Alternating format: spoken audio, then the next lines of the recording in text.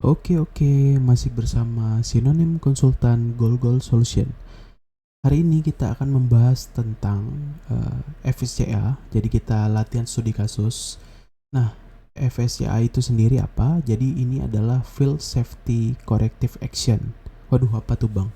Jadi ini tindakan perbaikan keamanan di lapangan yang merupakan salah satu aspek ya dalam 13 aspek CDAKB.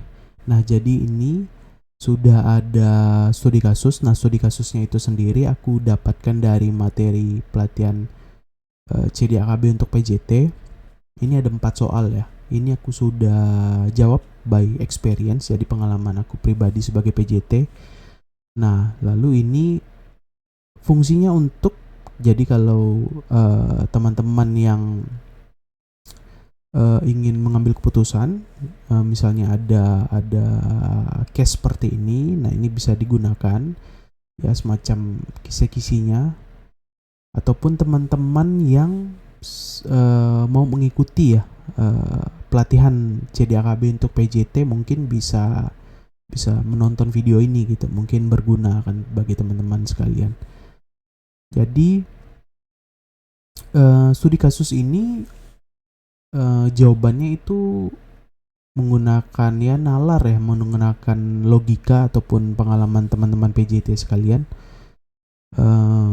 Jadi sepertinya tidak diukur benar salahnya ya. Mungkin ya kalau terlalu asal ya juga salah gitu. Jadi mungkin jawabannya yang kurang tepat atau tepat ya. Jadi memang masing-masing teman-teman PJT. Jadi kalau mungkin ini jawabannya bisa berbeda-beda ya, tapi ya ini salah satu contohnya, jawaban contohnya dari pengalaman sendiri ya untuk problem solving atau decision maker gitu kan. Jadi memang kalau perusahaannya sedang mengalami salah satu dari case-case tersebut nih. Jadi ini kita mulai dari yang pertama ya. Ini kelihatan ya di layar ya. Oke, aman sih ya. Ini udah diperbesar 130 ini persen. Oke, kita bahas yang FSCA yang pertama. Jadi ini ada pertanyaannya. Jadi suatu alat pasien monitor dilaporkan sering error, di mana terdapat perbedaan antara nilai ukur di alat tidak sama dengan kondisi klinis pasien di beberapa ruang rawat HCU. Sebagai laporan, dari 100 unit alat yang diadakan tahun lalu dan masih masa garansi, namun sudah 30% mengalami kerusakan. Permasalahan error yang paling sering terjadi adalah parameter oximetri dan tensimeter. Nah, termasuk apakah insiden ini? Kemudian bagaimana FSCA-nya? Berikan penjelasan. Nah, ini dari jawaban aku. Jadi kalau tindakan perbaikan keamanan di lapangan ataupun FCA itu merupakan KTD ya. KTD itu kejadian yang tidak diinginkan pada produk kita gitu. Kalau teman-teman masih bingung dengan pengertian FCA, KTD segala macam atau vigilance, itu teman-teman kayaknya di websitenya Share Alkes ada kayaknya materinya, atau Rek Alkes itu aku lupa. Aku dapatnya dari grup Gakes Lab ya, ataupun kalau di Gakes Labnya boleh ditanyain tuh, siapa tahu ada yang punya materinya kan. Nah, lalu kalau dari jawabanku ya, ini menurut penelaranku kan. Jadi insiden ini termasuk KTD ya. KTD itu kejadian tidak diinginkan alat kesehatan dengan kriteria KTD yang tidak perlu dilaporkan. Jadi KTD itu kan ada 2 ya. Jadi KTD kriteria yang perlu dilaporkan dengan yang tidak perlu dilaporkan. Itu banyak tuh ininya, poin-poinnya gitu ya. Soalnya kita bahas langsung di sini kan. Kalau itu dijelasin lagi nanti itu sesi tersendiri gitu. Jadi ini aku jawabanku KTD Alkes dengan kriteria KTD yang tidak perlu dilaporkan ya, karena terjadi penurunan fungsi pada alat kesehatan tersebut. Jadi kalau kita lihat alat pasien monitor itu salah satu kelompok produk Alkes yang elektromedis ya. Elektromedis non radiasi ya. Pasien monitor kayaknya non radiasi yang ini. Jadi dia terjadi penurunan fungsi, kan kita lihat dia sering error nih. Nah, sering error, kemudian pokoknya nilai ukurnya tidak sama, lalu dari 100 unit alat yang diadakan tahun lalu masih masuk masa garansi, tapi 30% namun sudah 30% mengalami kerusakan. Itu mungkin dari 100 alat ya, 30%-nya mengalami kerusakan. Ataupun dari misalnya dari satu alat 30%-nya udah mengalami kerusakan. Pokoknya error lah. Kemudian errornya itu parameter oximetri dan tensimeter. Nah, ini aku masuk KTD. Lalu bagaimana FSCA-nya gitu. Nah, ini jawabanku. Jadi FSCA yang akan dilakukan adalah pertama kita data dulu ya, data dulu alat-alat pasien monitor yang dari 100 unit alat tadi, entah itu di rumah sakit, entah itu dari ini rumah sakit ya sepertinya ya, ruang rawat HCU ya rumah sakit, kita melakukan pendataan alat pasien monitor yang mengalami error atau kerusakan ya. Lalu akan dilakukan proses perbaikan pastinya atau modifikasi di mana alat kesehatan tersebut akan ditangani oleh teknisi pabrik karena masih dalam masa garansi. Nah, di sini aku pilihnya ya, FSCA-nya itu aku kembalikan lagi ke pabrik. Jadi ditangani oleh teknisi pabrik. Kenapa teknisi pabrik? Nah, itu ada alasan di sini mengapa tidak dilakukan perbaikan oleh teknisi distributor kita. Kita kan pasti ada tuh kalau kita menyalurkan elektromedis, radiasi atau non radiasi, itu kan kita kan pasti ada teknisi sendiri kan. Nah, kemudian bentar, alasan di sini mengapa tidak dilakukan perbaikan oleh teknisi distributor saja? Karena sebagai PJT ini kan kita sudut pandangnya sebagai PJT ya. Nah, karena kalau kan ini kan pertanyaannya kan masih masa garansi. Jadi aku tuh pernah by pengalaman sendiri ya, error ataupun rusak alat ya, Alkes ya. Jadi teknisi kami gitu itu dan masih ada garansinya, masih ada klaim garansi itu membongkar alat tersebut gitu, misalnya di rumah sakit. Nah, setelah klaim stiker garansi itu kan kita misalnya kan alat pasien monitor kan pasti buka baut, itu kan stiker garansi kan biasanya kan ada di lubang baut kan. Nah, itu kalau kita buka berarti kan kita nggak bisa klaim lagi kan. Nah, itu ketika sudah dibongkar kemudian ada spare part atau komponen yang kita nggak punya gitu, misalnya bukan hanya sekedar di solder gitu ataupun ditambahin baut lepas atau kencengin baut di dalamnya, jadi memang ada komponen atau spare part yang tidak dimiliki oleh kita gitu. Jadinya nanti ketika kita klaim ke pabrik itu nggak akan diterima, tidak akan ditangani juga oleh teknisi pabrik. Nanti mereka akan berargumen bahwa ini sudah dibongkar, jadi mereka tidak akan menanganinya. Sama sih seperti HP misalnya yang masih dalam masa garansi, itu kan barang elektro juga kan. Nah, biasanya kalau kita udah bongkar sendiri itu kan biasanya kan pabrik kan nggak akan menanganinya gitu. Jadi karena ini pilihannya karena masih dalam masa garansi, alat-alat tersebut aku langsung kirim kembali ke pabrik. Nah, supaya ditangani oleh teknisi pabrik, ya toh masih dalam masa garansi kan. Karena kalau kita coba bongkar sendiri pakai teknisi kita, syukur-syukur memang mungkin bisa diperbaiki ya. Tapi kalau ternyata komponen atau spare partnya tidak ada dan hanya pabrik yang punya, waduh itu akan menjadi suatu benang kusut ya jadinya ya. Jadi kita udah bongkar kemudian spare partnya nggak punya, cuman pabrik yang punya, jadinya nanti jatuhnya itu ada biaya gitu, ada biaya servis jadinya. pabrik sebenarnya teknisinya tetap mau tangani, biarpun kita sudah bongkar, tapi nanti jatuhnya ada biaya servis. Padahal di studi kasus pertanyaannya kan ini masih masa garansi gitu. Jadi dan kemudian alatnya juga banyak yang mengalami error ya atau kerusakan ya. Jadi mungkin entahlah ada kesalahan produksi atau gimana. Jadi kita kembalikan lagi kepada teknisi pabrik ya, kepada pabriknya gitu. Dan kita bisa klaim garansi karena kita tidak membongkar alat tersebut, jadi stiker garansinya ataupun label garansinya tidak rusak gitu.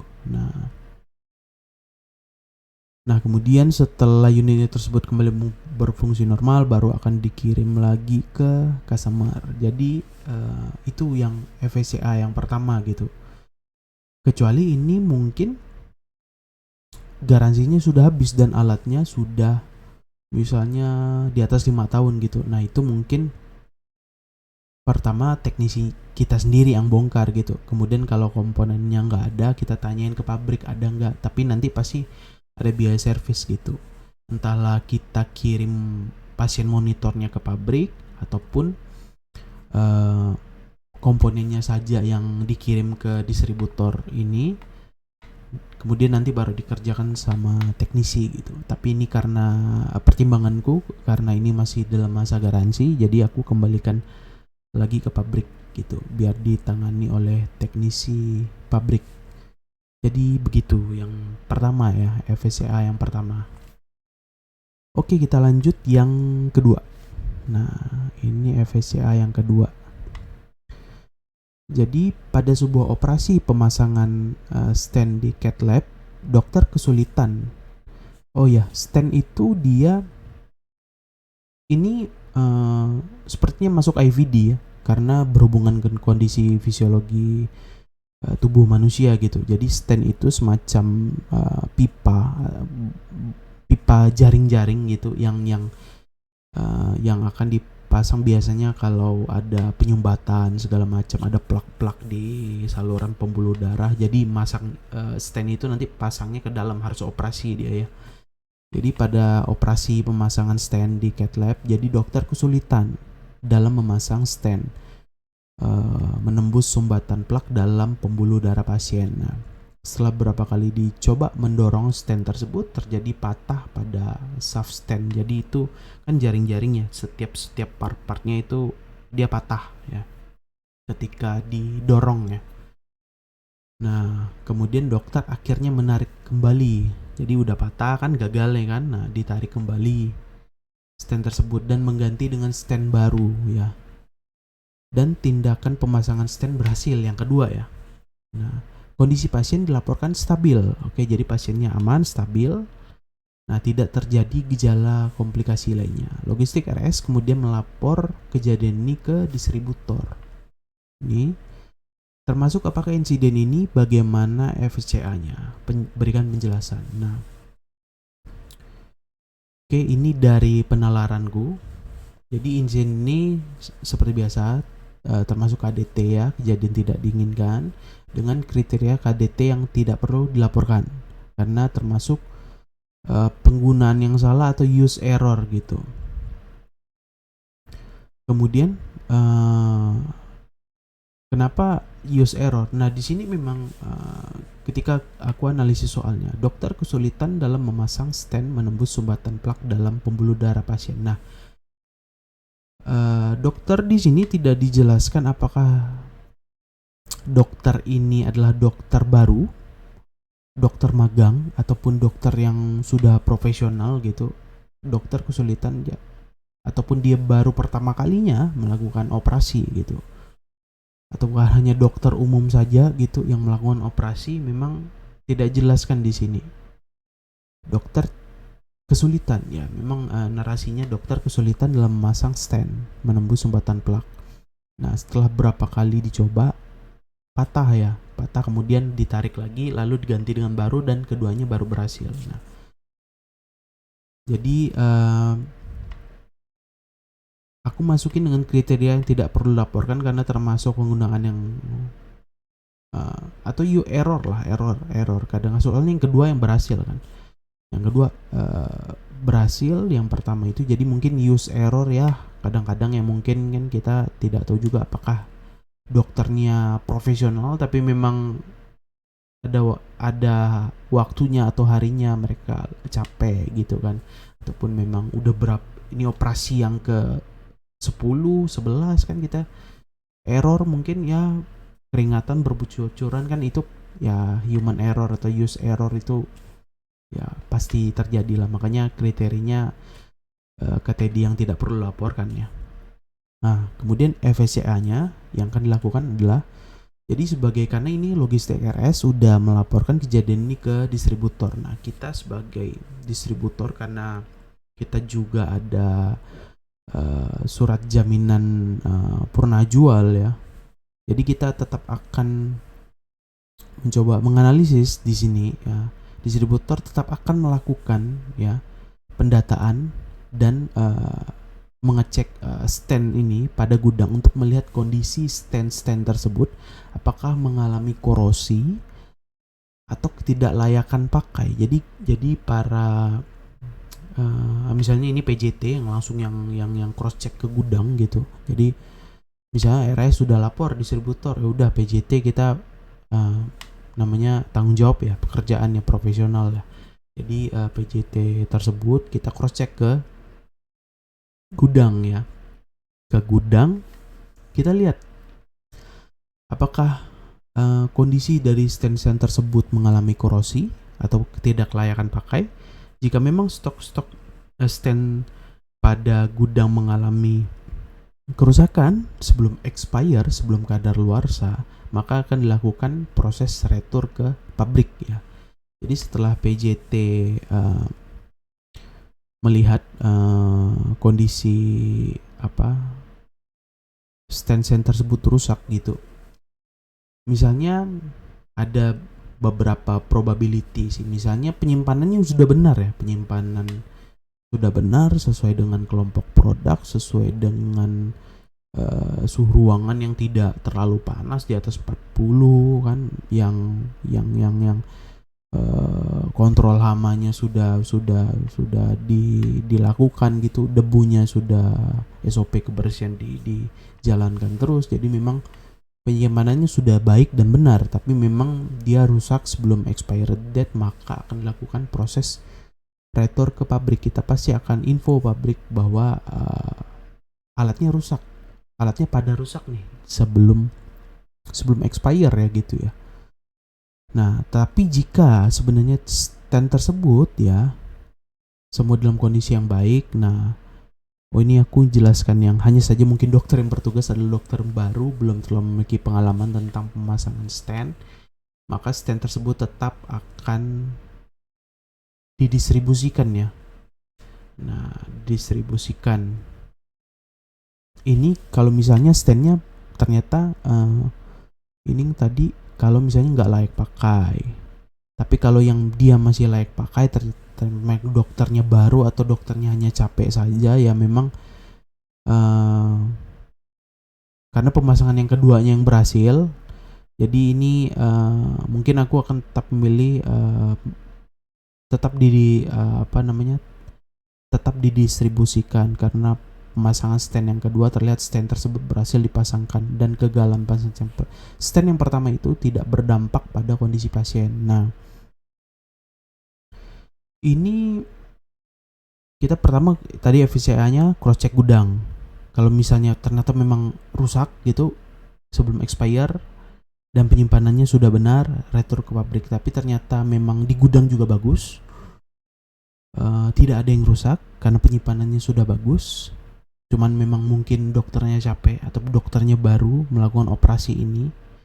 Nah, itu mungkin tetap didistribusikan, karena memang kita lihat di sini narasinya pemasangan stand yang kedua dokternya berhasil dan tidak ada laporan kondisi pasien dilaporkan stabil ya, tidak terjadi gejala komplikasi. Jadi kan ini kan kalau dalam keseluruhan stand ini pembeliannya dari distributor kita, berarti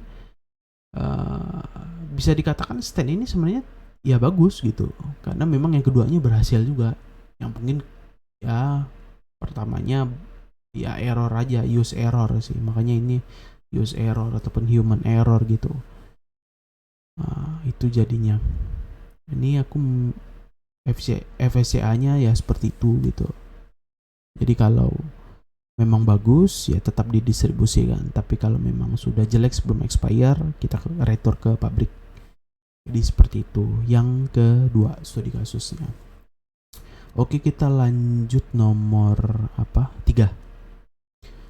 Nomor 3. Nah ini. Jadi suatu produsen alkes non-elektromedik steril di Cina membuat kesalahan penandaan atau label untuk salah satu produknya. Jadi dalam label tersebut tercantum pabrik asal Frankfurt. Yang seharusnya dicantumkan adalah pabrik Vancouver. Oke. Jadi ini salah nama ya, nama pabrik ya. Pabrik asal Frankfurt yang seharusnya dicantumkan pabrik Vancouver. Ini salah asal daerah pabrik ya, sepertinya. Produk sudah beredar ke beberapa negara, termasuk Asia Tenggara. Tapi tidak ada dampak kesehatan yang merugikan dari case tersebut terhadap pelabelan yang salah. Termasuk apakah insiden ini, bagaimana FSCA-nya berikan penjelasan. Nah ini, insiden ini termasuk KTD alkes dengan kriteria KTD yang tidak perlu dilaporkan karena hanya kesalahan pada penandaan label produk. Nah ini penandaan label produk ya. Oke. Jadi FSCA-nya yang dilakukan adalah dengan melakukan penarikan produk yang bersifat voluntary ya. Karena telah diketahui kesalahan penandaan atau label produk. Nah, jadi voluntary di sini ini bersifat sukarela ya. Jadi jika telah dijual, jadi kan ada beberapa kali memang recall itu yang sifatnya volunteer gitu. Jadi yang volunteer ini bersifat sukarela ya. Jadi jika telah dijual ataupun dan dipakai konsumen, mungkin itu ya dibiarkan saja gitu. Karena alat tersebut juga pertimbangannya tidak memiliki dampak ya, apapun selama peredarannya dan pemakaiannya. Tapi jika ingin ditarik, itu juga tidak masalah ya.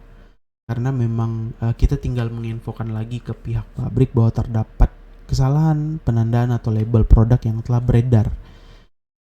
Mungkin ya ditakutkan juga dalam pengawasan ini produk ini dikira produk ilegal dan TMS, padahal hanya human error pada saat produksi ya pemberian label itu, dan tidak bermaksud untuk mengedarkan produk impor ilegal. Nah, kalau kita lihat berarti ini kan AKL ya, ini AKL ya, izin edar AKL, karena ini impor di Cina pada saat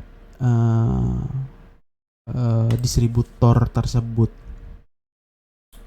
mengimpor, pasti kan ada proses yang namanya pembuatan izin edar AKL ya, kan ini luar negeri kan. Nah biasanya mungkin verifikator pada saat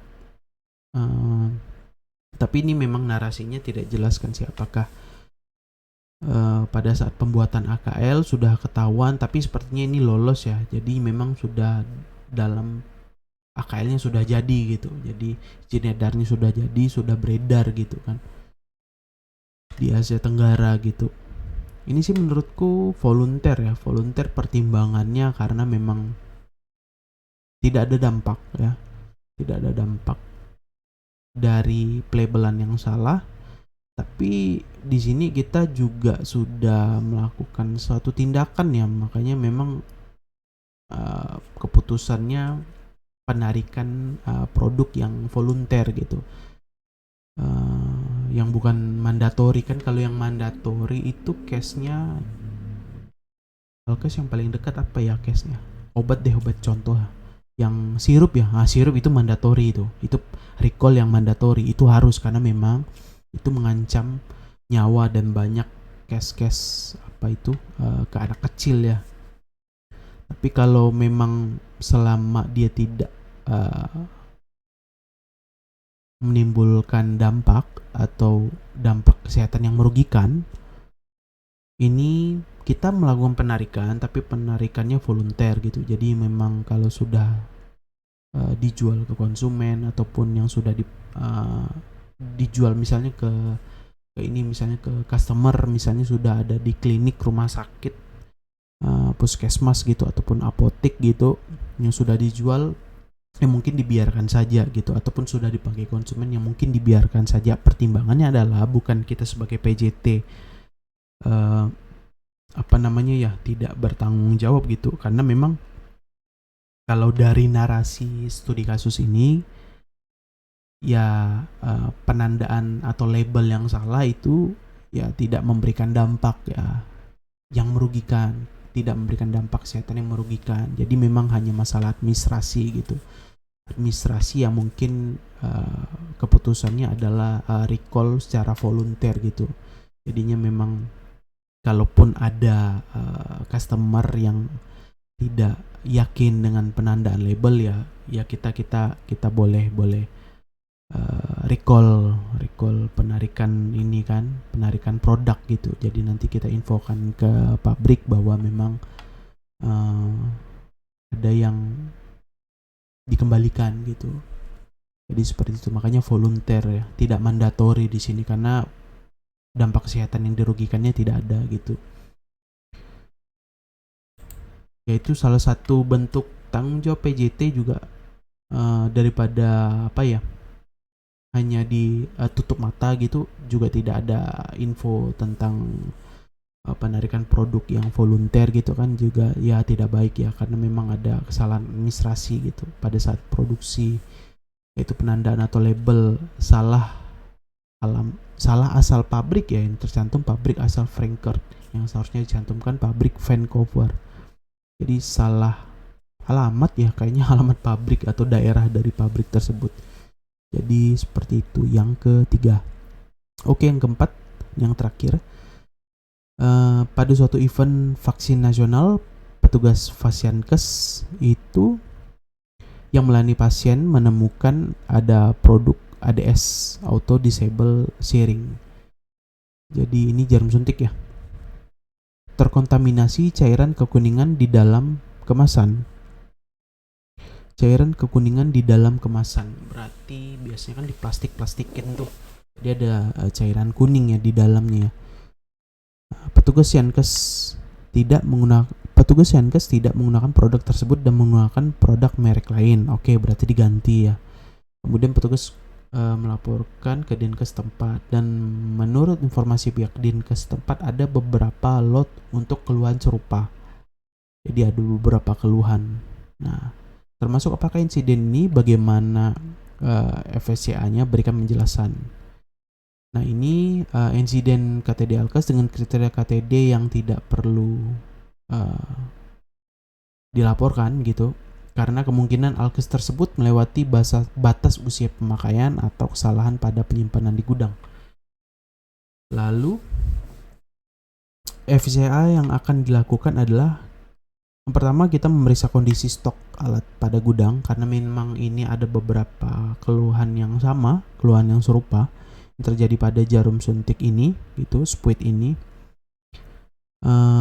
Apakah sudah disimpan secara benar sesuai dengan pedoman mutu? Wah, ini kurang nih, CDAKB sesuai pedoman mutu CDAKB ataupun kaidah CDAKB. Lalu pengecekan pada bangunan, sarana dan prasarana, apakah gudang terjadi kebocoran yang menyebabkan kelembapan yang tinggi pada gudang yang membuat kondisi alat terkontaminasi. Lalu dicek juga kontrol hama, apakah terkontaminasi oleh tikus atau hama lainnya. Setelah menemukan masalahnya, langsung saja diperbaiki bangunan ini ya, bangunan dan fasilitasnya yang diperbaiki ya. Untuk alat kesehatan yang sudah beredar dan memiliki masalah, segera lakukan recall atau penarikan kembali. Nah, kalau ini karena mungkin ini aku lupa catat sih. Tapi ini biasanya kan jarum suntik cairan kekuningan itu biasanya disebabkan oleh korosi ya, oleh karat gitu di batangan ininya itu. Terbuat dari apa ya? Aluminium ya. Jadi biasanya ada korosi. Nah, korosi ini terjadi biasanya kesalahan pada saat penyimpanan atau penanganan sediaan kita gitu. Jadi memang mungkin dicek apakah gudangnya bocor gitu kan. Jadi spuitnya itu terkena tetesan dari air gitu kan, ataupun memang ada tikus yang membangun sebuah keluarga di dalam kotak-kotaknya gitu kan. Ada yang bolong tapi bolongnya dari samping, jadi nggak kelihatan gitu, bolongnya kecil, ataupun rayap mungkin jadinya diganggu oleh hewan dan serangga-serangga yang memang bisa masuk gitu kan. Itu dicek semuanya gitu. Ini terkontaminasi cairan kuningan, ini dugaan terbesar ini korosi ya pada produk ADS-nya gitu. Jadi misalnya kalau gedung bangunannya bocor ya diperbaiki gitu kan. Kalau misalnya ada hama yang memang berhasil bersarang di dalam kotak-kotaknya yang udah didistribusikan gitu kan, ya berarti pest controlnya lebih diperketat gitu. Diperbaiki lah, langsung saja diperbaiki bangunan fasilitasnya.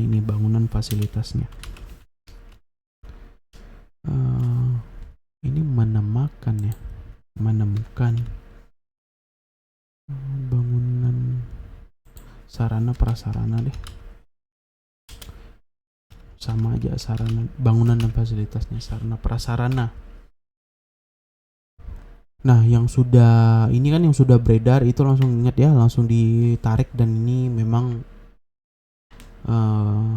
sifatnya mandatori. Kalau yang ini mandatori karena ini memang bisa berbahaya ya. Memang kalau memang dugaannya benar, memang terjadi korosi, kontaminasi cairan kuningan itu karena memang ada karat di situ. Jadi ini tidak boleh digunakan ke masyarakat ya. Ini berbahaya sekali karena takut tetanus atau penyakit-penyakit lainnya dari virus-virus, misalnya dari hama kan.